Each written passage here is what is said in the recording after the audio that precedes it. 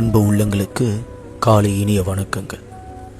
நான் உனக்கு போதித்து நீ நடக்க வேண்டிய வழியை உனக்கு காட்டுவேன். உன்மேல் என் கண்ணை வைத்து உனக்கு ஆலோசனை சொல்லுவேன். சங்கீதம் 32:8.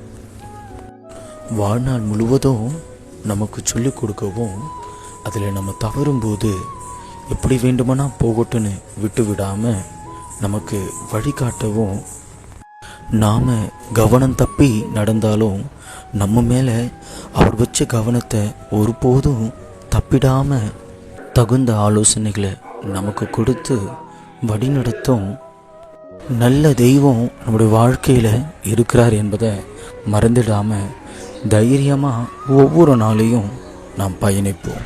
அவரின் சத்தத்தை கவனமாக கேட்போம். தம்முடைய தீர்மானத்தில் நம்மை வழிநடத்தும் கர்த்தர் நம்மோடு இருக்கிறார். ஆமென்.